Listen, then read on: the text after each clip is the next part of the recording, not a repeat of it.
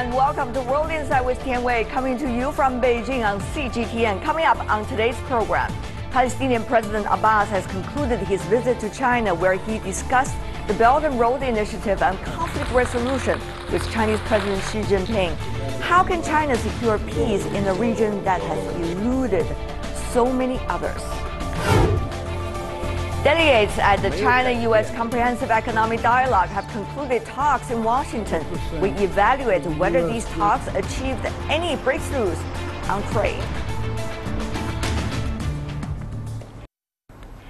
We begin today's show in Beijing, where President Mahmoud Abbas of Palestine has concluded his 4-day state visit to China. During his visit, he met with the Chinese President Xi Jinping. The two leaders exchanged views on infrastructure building, the Belt and Road Initiative, and the Israeli-Palestinian peace talks.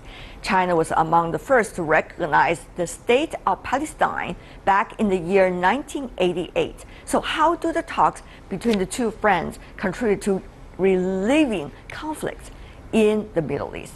Let's take a look. The fourth visit to Beijing. Palestinian President Mahmoud Abbas wrapped up his visit to China on Thursday.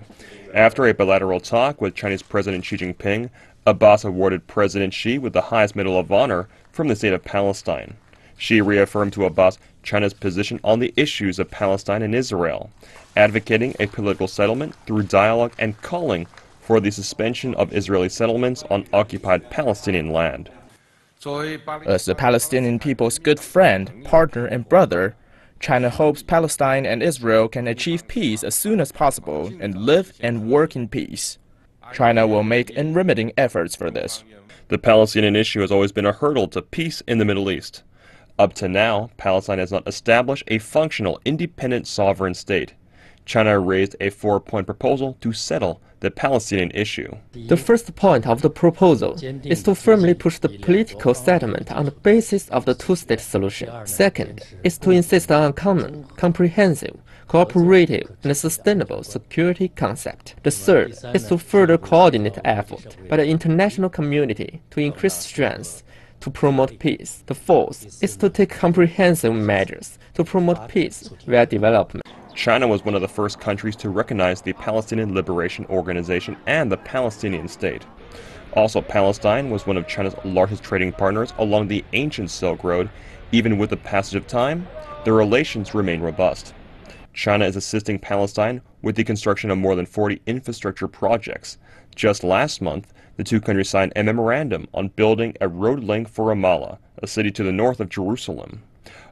Under the framework of the Belt and Road Initiative, they'll step up their cooperation even more, with Palestine eager for Chinese investment in its agriculture, communications, and new energy sectors. A joint program on solar power is also expected to be launched soon. China hopes to promote peace by supporting the development of Palestine.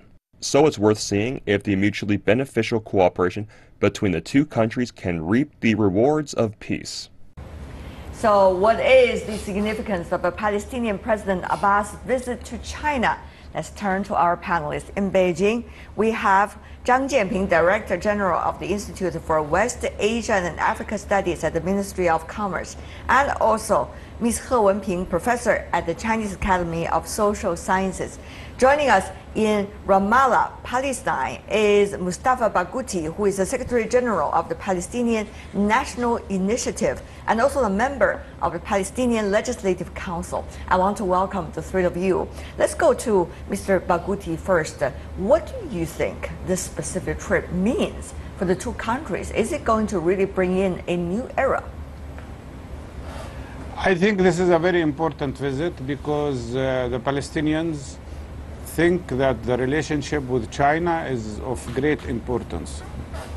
And we, just before this visit took place, we received the deputy head of the Chinese Council, People's Council, or the Parliament. And I think the attention is directed at three things. First of all, that Palestine is part of the process of developing good relations between the Arab countries and China. Yeah. And within especially the plans for peaceful economic cooperation and so on. Second, the Palestinians believe that China should have a very important role in any future peace process, in resolving the ongoing situation here, and in achieving the Palestinian rights for freedom and independence and the end of Israeli occupation. I see. We don't believe that the United States or any other country should monopolize the process. And China, as one of the very important superpowers that support the issue of peace, should be a very important player in the international arena. Okay. And finally, we believe that very specific economic cooperation between us and China could help develop the future Palestinian state. Mr. Barghouti certainly have brought up a lot of hopes and expectations come from the Palestinian side, but of course things have to be achieved one by one. Ms. He, here is the issue.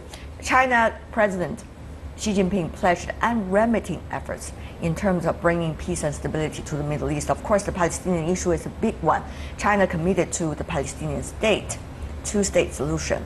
But there are still obstacles, particularly given the latest development in the Middle East and the U.S. policy toward that. So how much role can China maneuver in order to bring parties together?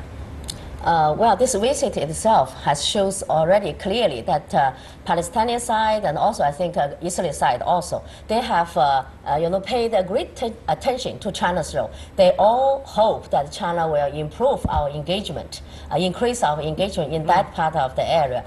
But I will not say that China can play bigger role as they all expected. Simply because now we see the President Trump, they visited the Middle East, they meet like both the Palestinian leader Abbas and also like Israeli Prime Minister Netanyahu. And both of the leaders also paid a visit to the Washington D.C. before the President Trump made a visit in return. So which has shows that they all also regarded the United States as a very important player. Right. They even welcome United States back to that area, especially this wishes coming from the Israel Prime Minister Netanyahu. He feels so happy. So what does that mean? That means, I think United States, even though they are the lip service saying we wish that China come over here, but I think in reality, they still regard that area is their own influence area. So they have some obstacles. This is one point of the things. Another aspect of this is China. I don't think China now is fully ready by ourselves to fill any so-called vacuum there. So we are the newcomer there, and all of engagement is mostly, I think, is on the economic cooperation. Right. Yeah, even though President Xi Jinping has been put forward those 4 points, even as early as 2013 and 2016, he put forward as well. But I don't think we have so much leverage. So, Mr. Barghouti, what about that? I mean, you heard your Chinese colleagues say, I'm not sure we can do much about that. I'm not sure we are really going to have a decisive role on those issues as well. So what do you think? I think there are four advantages that China has. First one, China is not neutral in this issue. As was said, yes, China has been in very good friendship with the Palestinian people. Historically, China supported the Palestinian struggle for freedom. And China is a country that has history and knows very well what is the meaning of being under occupation and what is the meaning of struggling to liberate your country or parts of your country from being occupied. Second, I think that China has a much more balanced position than the United States. The United States is absolutely biased to Israel. Third, I think Israel cares a lot about relationship with China. Israel cannot afford to upset China and upset Russia and upset so many other countries. So that gives China definitely a very important and big leverage. But that requires also understanding that this is not a conflict between two equal sides. No, this is a situation of one country occupying the other. Israel is oppressing the Palestinians, occupying them, has created a system of apartheid. And that's why the only way to achieve a true effective political framework for a solution, it has to be an international one. Yeah, it is an international one. We see that being discussed over and over again. But Having said that, though, it has also a lot to do with the economic realities that countries and regions are facing right now. Mr. Zhang, here comes the issue. The Palestinian side, so far over the past few years, have not done very well when it comes to economic growth. So under the current circumstances, it's not like it's going to change overnight either. So at this point, what can China and Palestine do together? The critical issue is how to promote development. In this regard, this time I noticed that President Abbas already expressed their will to cooperate with Chinese side on the platform of BR, the Belt and Road Initiative. You know that from Chinese side, we also agreed to cooperate with Palestinian side on in the field of infrastructure and improve the capacity of local people. Meanwhile, we also will promote industrial park establishment in Palestine. Also, we can promote trade and investment. But here is the issue, Mr. Zhang. There is a lack of stability when you talk about the situation in Palestine. And also when you talk about infrastructure building, sometimes it goes to issues related to the territories and related to the entitlement. So how is China likely to solve those problems? Can China really work with both sides to figure out the solution, which other country has never did over the years? Is there much political obstacle for China to achieve this economic cooperation? So the very critical barrier that is problems between Palestine and Israel. So I think that, for example, if we want to to have new infrastructure, that means that we can play a role as a coordinator between Israel and Palestine. Also, this time from Chinese side, we suggest we can set up a trilateral cooperation mechanism. Wow, that's a lot of work, Mr. Barghouti, as you could hear from your Chinese colleagues' suggestions. The question is, will, for example, the Israeli and Palestinian side be able to look at the economic opportunity and say, well, this is a common ground, probably we could strike together and we can sit down with the Chinese or whoever that is building infrastructure there and change the picture one by one. Mr. Barghouti, do you think the Palestinians are willing to do that? Regarding the economic development, we are not underdeveloped. The problem we have is that we have an obstructed development because of occupation. The Israeli occupation prevents us from using our natural resources.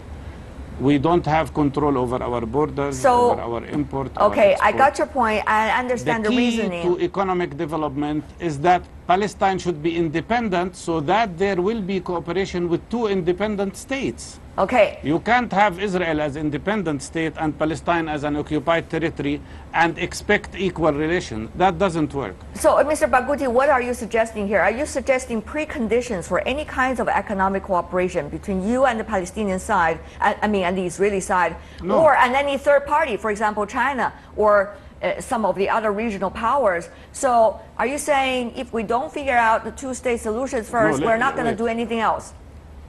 Is that what you're saying, Mr. Barghouti? No, not at all. And then what exactly you mean? No. Let me say what I'm saying.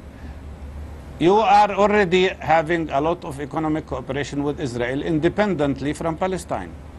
A lot of trade deals, even military deals. You can have independent relations with Palestine. One thing that China can do, for instance, being the country that has the largest solar electricity in the world, you can help us create our solar energy, for instance, in the occupied Palestinian territory, and this would be part of building a Palestinian independent state. Okay. There is no limit to how far we can cooperate. Already Palestinian companies cooperate a lot with China. Wonderful. And we should encourage that. But we should always remember that economic development cannot substitute for freedom from occupation. The Palestinian side, of course, working on what they consider as the most important issue, which is the territory issue and the two-state solution. But you do see there are, let's just be frank here, enormous amount of difficulties to achieve that overnight. So here comes China. China, the traditional belief to help developing countries and to have fairness in the international system. But also China is very fair in terms of developing all kinds of trade and economic ties with all parties. And also China has this big responsibility politically as a member of the Security Council permanent members, 5. So these very complicated roles combined, what does that mean for China's option for economic and trade cooperation with the Palestinian side? I agree with the idea put forward by our Palestinian friend. Yes, you cannot separate like political issue and economic issue. So when you're talking about like independence, two-state solution, of course, from the Palestinian perspective, they think it's unequal when those three sitting together because they are not so independent. So we understand that fully. But without this, you cannot say wait something finished and then you follow with another one. So those political issue and economic issue have to be pushed forward simultaneously because no time to wait. You cannot wait because that political issue, you cannot say how many years, how many years people are suffering. All right. Mr. Barghouti, I want you to just finally respond to this. I know you have other meetings to go to, but on this, will you think about Palestine's future? Will you think about Palestine's cooperation, not just with China, with any other country? Are there some soul-searching and talks that the Palestinians are having with others around the world? Those are most important thing, I think, at this point. I think the Palestinian side, and that was explained very clearly to the Chinese leadership, have done so many compromises, accepting a little tiny state in West Bank and Gaza, which is only 22% of the historic Palestine. Less than half of what the United Nations decided we should have is a big compromise. We've been in peaceful negotiations for 26 years. It is the Israeli government that destroyed Oslo Agreement. It is the Israeli government that took now a decision that Jerusalem is not for negotiations. It is necessary that the world community abides by international law. And international law says settlements are illegal. And Israeli occupation is illegal. That's why I think we are ready for compromise. We've been so pragmatic.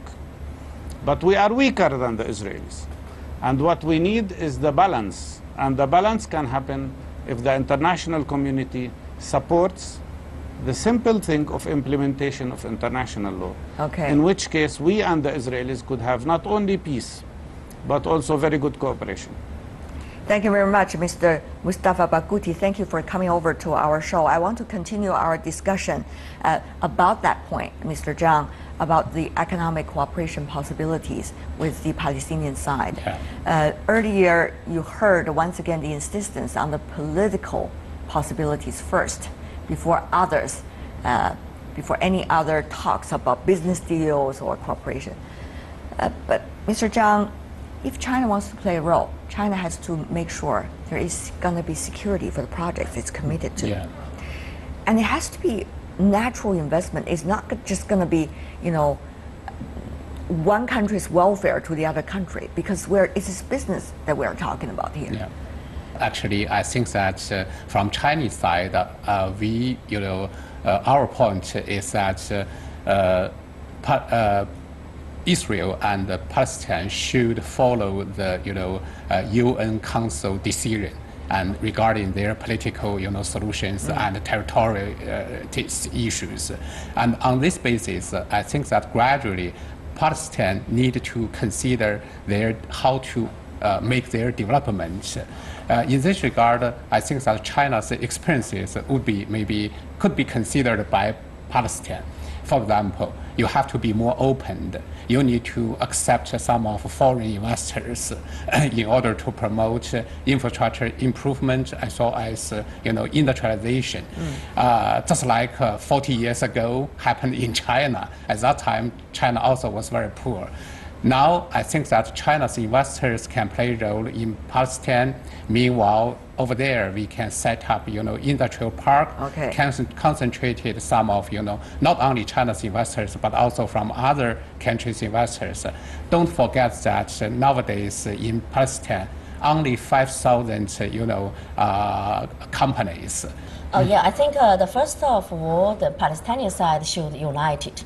This is the things we have been constantly saying, because now we have seen very clearly Gaza Strip, and there is another. So there are Fatah and Hamas. So they haven't reached consensus among themselves. This is their homework. They should handle it by themselves. And then talking about this trilateral cooperation mechanism, this is the idea I think the Chinese government now has been put forward. So we want to serving as the bridge role. So bring those two parties together. So this idea I think is wonderful, because with this mechanism, we can talk both political issue and economic issue, since those two cannot be separated. So once we have doing those even trilateral economic cooperation projects, if everybody be the shareholder, there's no reason to bomb them through any kind of way of those war, because if you bomb them, you are bombing yourselves project. So with those economic bonds getting closer and closer, maybe that will naturally bring those political, those disputes,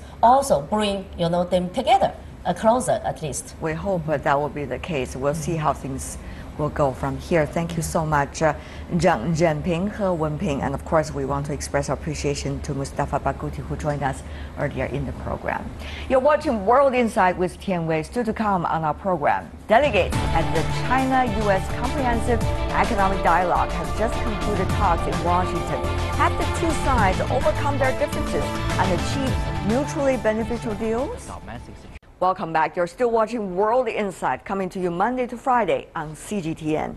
Next, we turn to Washington, D.C., where senior officials from China and the U.S. have concluded the first round of the Comprehensive Economic Dialogue. The dialogue focused on the betterment of business relations between the two nations. It follows the 100-day limit set by Presidents Xi and President Trump during their first meeting in April. Meanwhile, a one-year plan to promote the economic engagement between the two countries is also being discussed at the dialogue. So how should we read the accomplishments of this time's dialogue? Take a look. Still in process, China-U.S. Comprehensive Economic Dialogue is one of the high-level mechanisms agreed on by President Xi Jinping and Donald Trump to address trade friction between the two countries. Both sides have centered their concerns on reducing the negative aspects of competition, which has concealed trade deficits worth billions of U.S. dollars. Dialogue cannot immediately address all differences, but a confrontation will immediately damage the interest of both. Both countries are looking on expanding markets for domestically manufactured goods under favorable trade tariffs. Already 20 companies from China and the U.S. signed agricultural transaction contracts worth over $5 billion U.S. dollars, allowing China to revive importation of beef and soybean products from U.S. companies. The trade friction between the two countries left a huge trade deficit in both economies in the past decade. China now accounts for nearly 50% of the U.S. goods trade deficit. If this was just the natural product of free market forces, we could understand it, but it's not. And so it is time to rebalance our trade and investment relationship in a more fair, equitable, and reciprocal manner. The dialogue also covers fundamental trade tools and policies. Both sides emphasize revising policies to allow a fair and balanced economic relationship. Readdressing industrial, agricultural, technological, and cyber policies are noted as crucial steps to attain the major objectives of the dialogue. How can this transform decades of economic friction into decades of balanced economic cooperation? That is still a murky debate for most observers. You're watching World Insight with Tian Wei. To nail down the impact of the results for this round of China-U.S. Comprehensive Economic Dialogue and the overall relationship of the two countries, I'm joined here by Cheng Li. Dr. Li is the Director and Senior Fellow of John Thornton China Center with the Brookings Institution. Dr. Li, welcome to CGTN. I'm very honored. Let's talk about the just concluded China-U.S. Comprehensive Economic Dialogue. What do you make of it? I think that this is the second most important meeting after Mar-a-Lago, the summit. We basically want to implement what the top leaders agree. And economic field is one of the most important fields in bilateral relationship. China is the second largest economy. United States is the largest economy. And there are a lot of issues to discuss. Now, it's not just about the beef, chicken, agricultural products, but also about the natural gas. It's a huge market for China. It's a service sector, especially financial sector in China. But at the same time, the openness should be mutual. There has been imbalance, but some say the imbalance has a lot to do with the political limits from both sides to push forward for a real change in the trade structure. The fundamental issue is whether China and the United States still complement each other in terms of on the economic front. My answer is yes.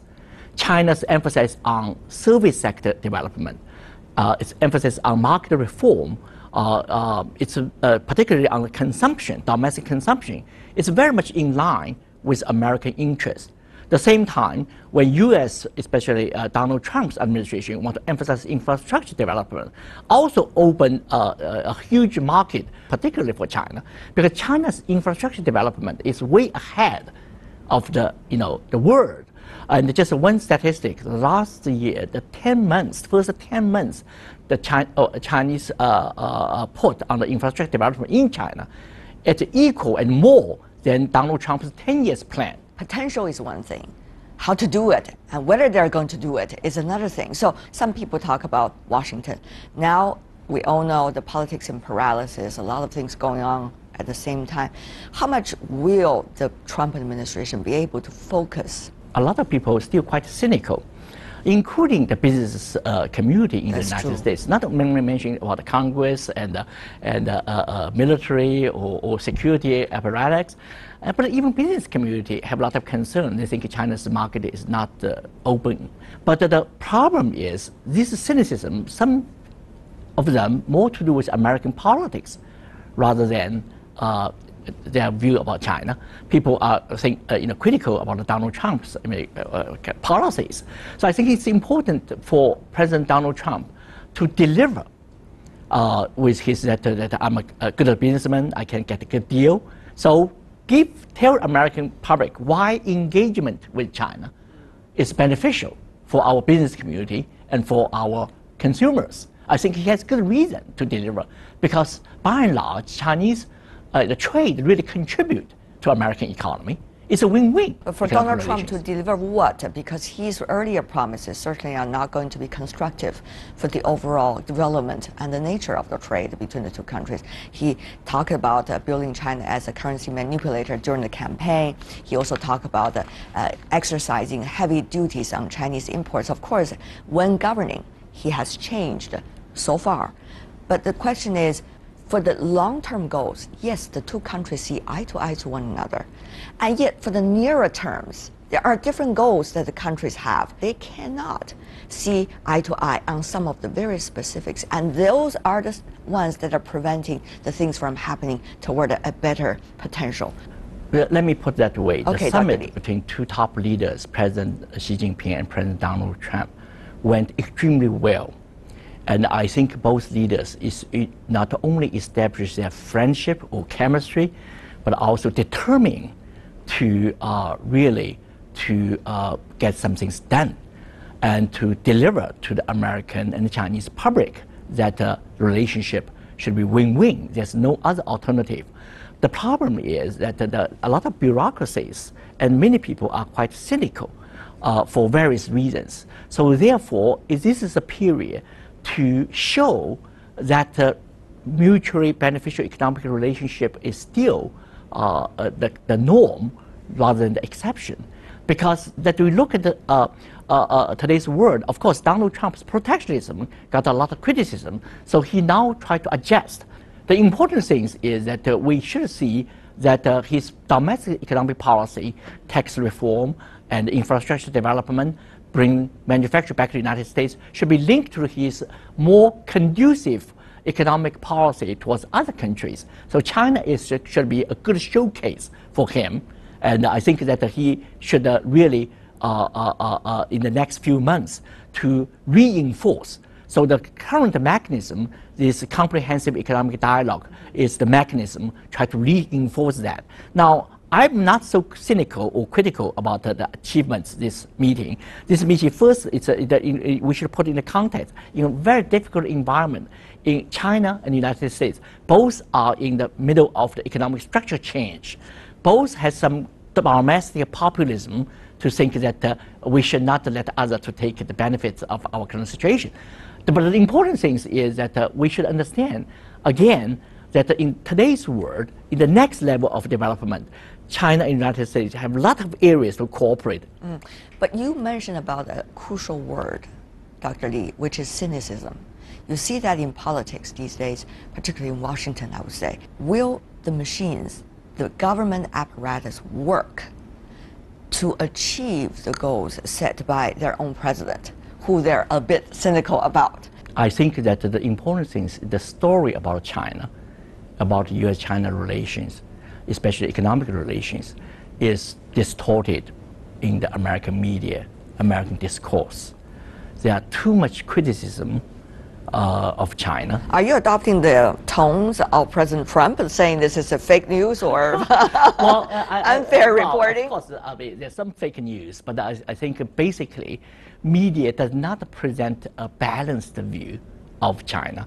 To a certain extent, that the Chinese media, is relatively speaking, is better to present cover United States. But I think the important things for people like media, for think tanks, we should explore the areas of cooperation. We should educate the public that why that mutually beneficial economic relations should be the goal we really inspire and search for, rather than just to be too cynical.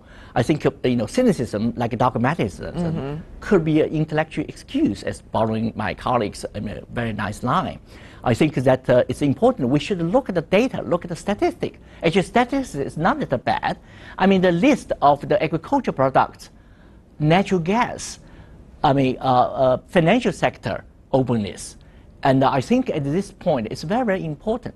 Now, China certainly wants to make sure that the financial stability is important, because China still stands certain kind of vulnerability. But this needs a good environment in terms of U.S.-China economic and strategic and, most important, diplomatic relationship, without which China will be even more, in a more kind of vulnerable position. The same things, United States, despite Donald Trump's protectionism, but some of his and cabinet members understand in today's world, you need to engage. Donald Trump also constantly adjusts his policy. And some of the things he said during the campaign, he now changed or revised.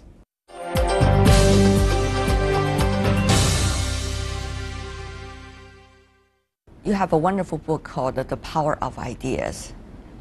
And we do see in history the power of ideas. And yet there is also the reluctancy for people to walk out of their comfort zones. There is a huge distance between these two. Comfort zones, the real implementation of new ideas. Dr. Li. The reason I write this book, there's some concern about the domestic situation in the United States and domestic situation in China. But more importantly, I feel that so many people in today's world still preoccupied with the Cold War kind of mentality or 19th century worldview. It sounds like the emerging power and the existing power could not find a kind of relationship other than conflictual. That's utterly wrong.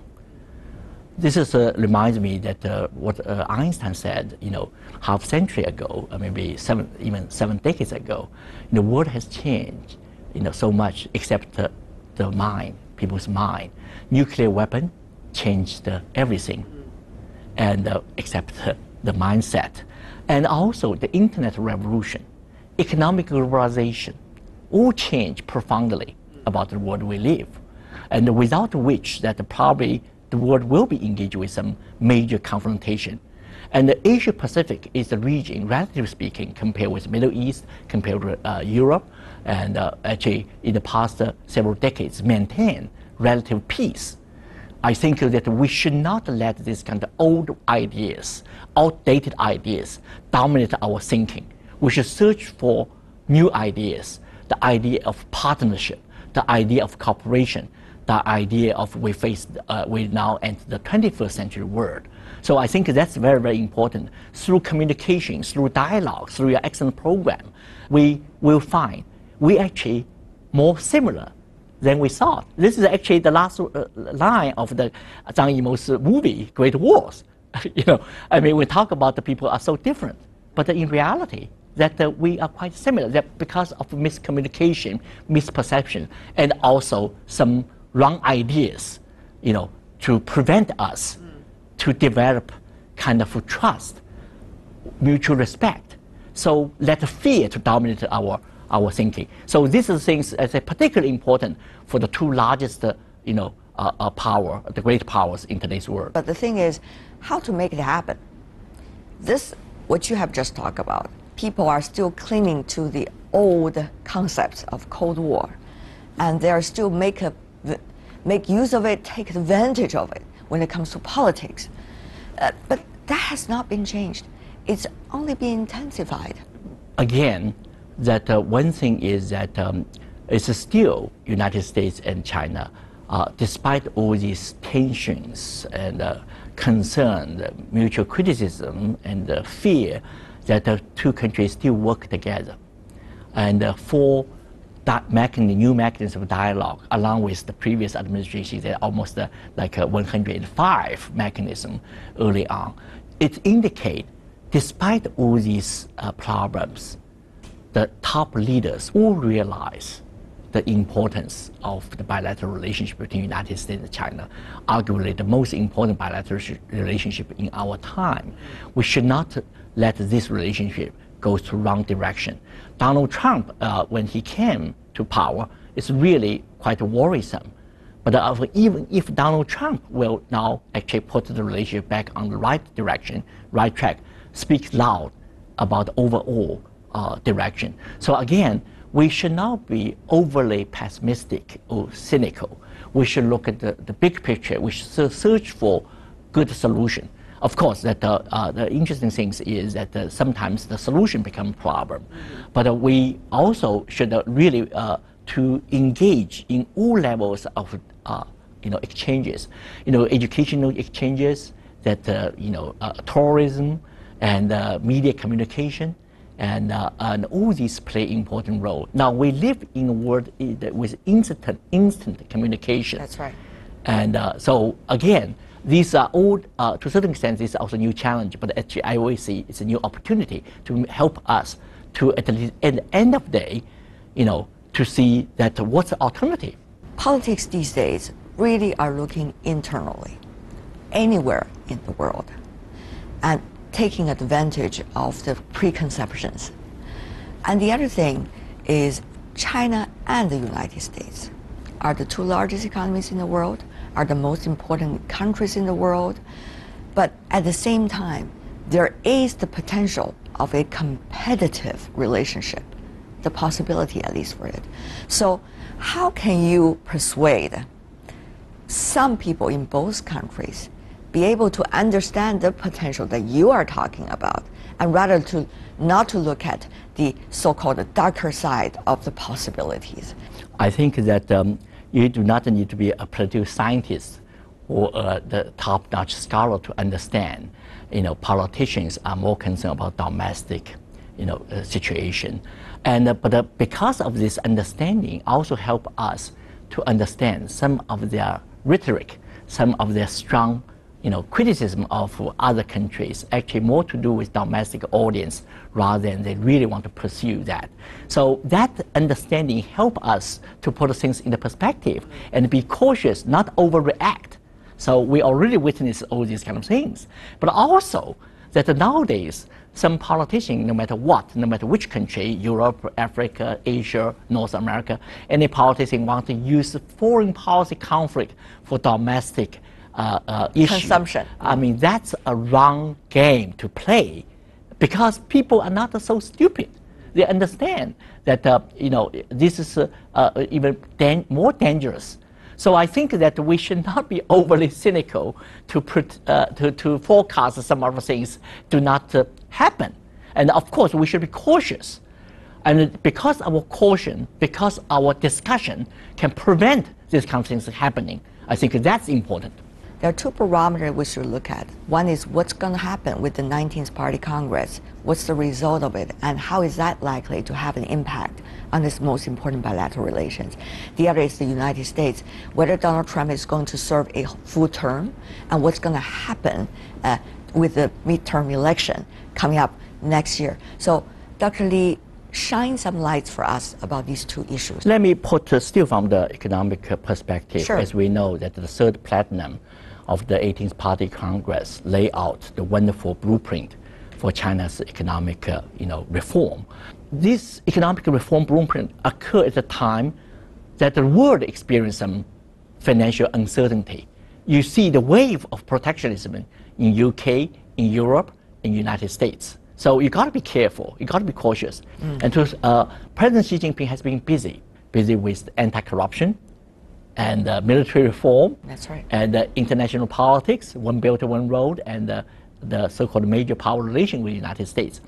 So he resolved some of the problem. So it's a time for him to deliver the economic policies to really like China to be more competitive on the world stage. So some of the reform policies will be fully implemented. There's some institutional development like the Financial Stability Committee, like the Supervision Committee, or Commission will be established. So I think I'm optimistic about the 19th Party Congress and afterwards.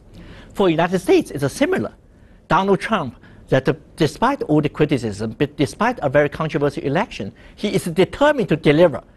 The more problem he faces, to make him to have more urgency to show both domestic policy and international relations. So in the next few months or a year, he will certainly hope that the tax reform will be implemented. Even though healthcare failed.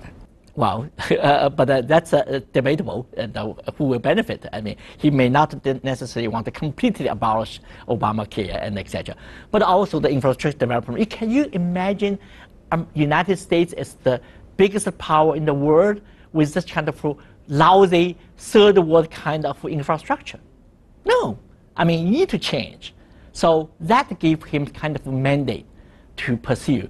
But of course, that we still do not know some of the challenges he faces. But I will interpret these challenges actually become his incentive to deliver, to implement these policies. So in that regard, I'm also not that pessimistic. And that is all the time we have for today. If you'd like to see more, you can visit our website. Just type World Insight CGTN in your search engine or check out our YouTube channel. You can also follow us on Twitter, Facebook, and Sina Weibo. From me, Tian Wei, and everyone on World Insight with Tian Wei team, thanks for watching. And tune in again next time for insights across China and around the world. Good night.